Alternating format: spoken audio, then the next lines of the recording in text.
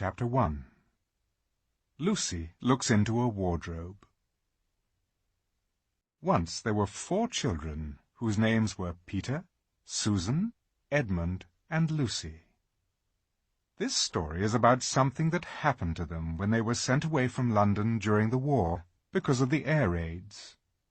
They were sent to the house of an old professor who lived in the heart of the country, 10 miles from the nearest railway station and 2 miles from the nearest post office. He had no wife, and he lived in a very large house with a housekeeper called Mrs. Macready and 3 servants. Their names were Ivy, Margaret, and Betty, but they do not come into the story much. He himself was a very old man with shaggy white hair, which grew over most of his face as well as on his head, and they liked him almost at once.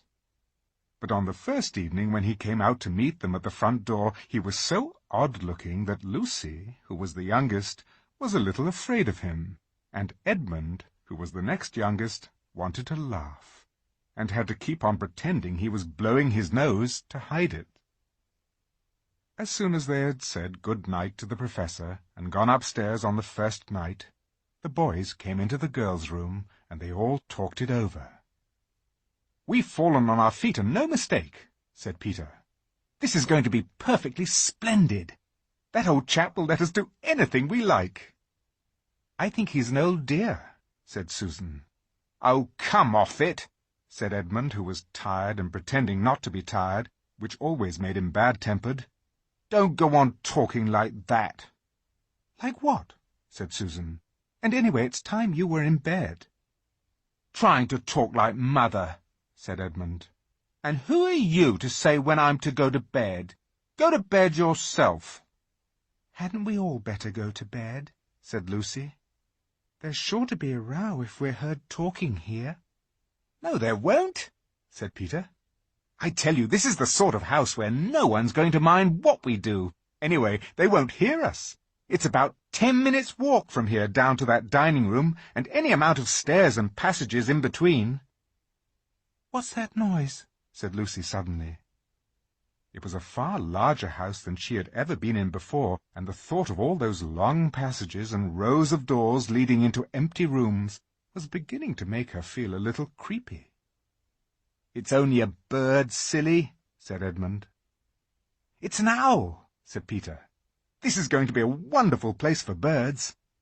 I shall go to bed now. I say, let's go and explore tomorrow. You might find anything in a place like this. Did you see those mountains as we came along, and the woods? There might be eagles. There might be stags. There'll be hawks." "Badgers," said Lucy. "Foxes," said Edmund. "Rabbits," said Susan. But when next morning came, there was a steady rain falling so thick that when you looked out of the window you could see neither the mountains nor the woods, nor even the stream in the garden. "Of course it would be raining," said Edmund.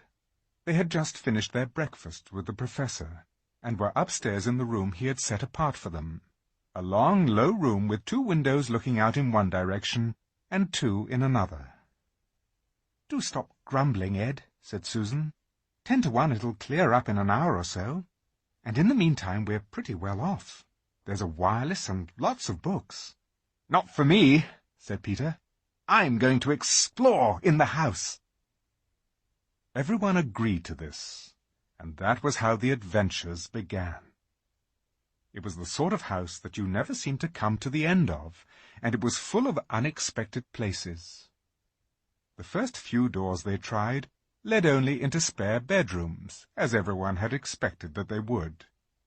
But soon they came to a very long room full of pictures, and there they found a suit of armour, and after that was a room all hung with green, with a harp in one corner, and then came 3 steps down and 5 steps up, and then a kind of little upstairs hall, and a door that led out onto a balcony, and then a whole series of rooms that led into each other and were lined with books, most of them very old books, and some bigger than a Bible in a church. And shortly after that they looked into a room that was quite empty, except for one big wardrobe, the sort that has a looking-glass in the door.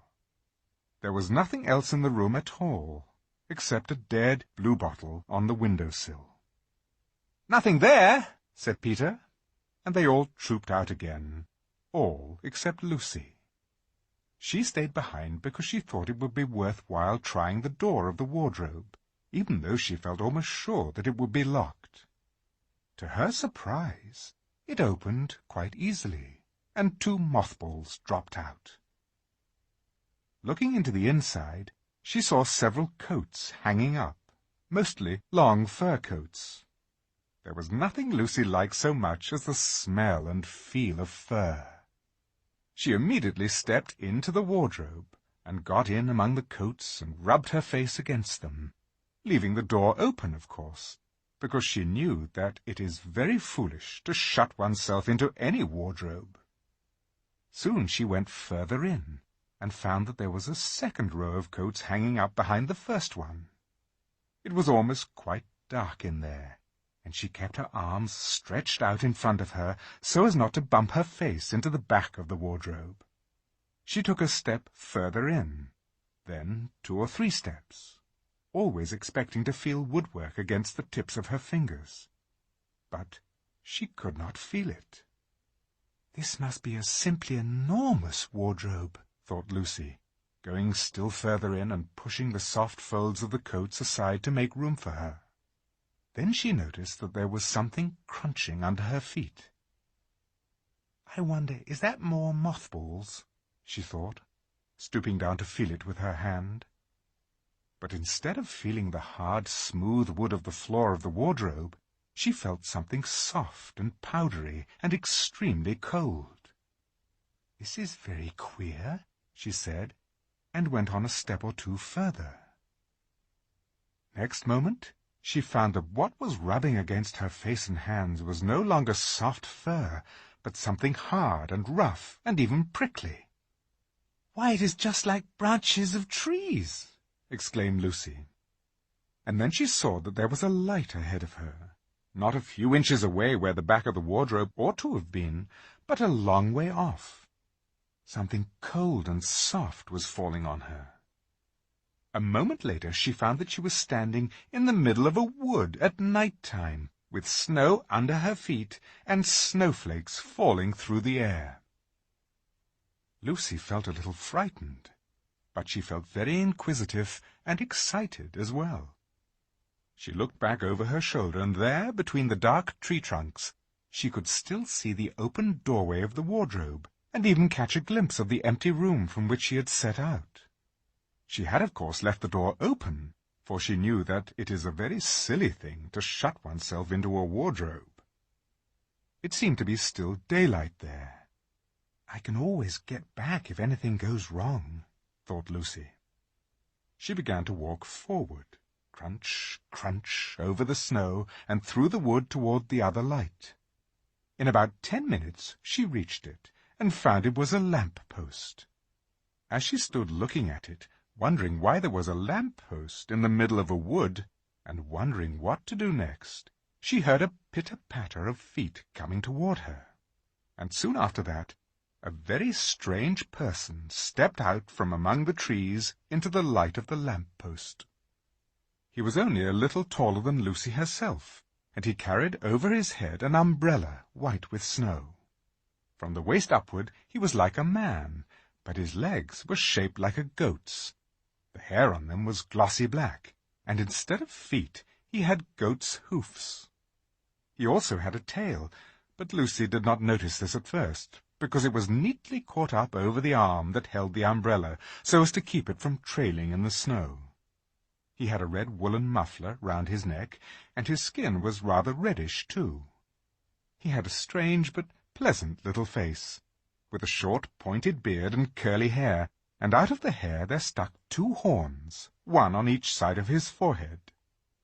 One of his hands, as I have said, held the umbrella. In the other arm he carried several brown paper parcels. What with the parcels and the snow, it looked just as if he had been doing his Christmas shopping. He was a fawn, and when he saw Lucy he gave such a start of surprise that he dropped all his parcels. "Goodness gracious me!" exclaimed the fawn.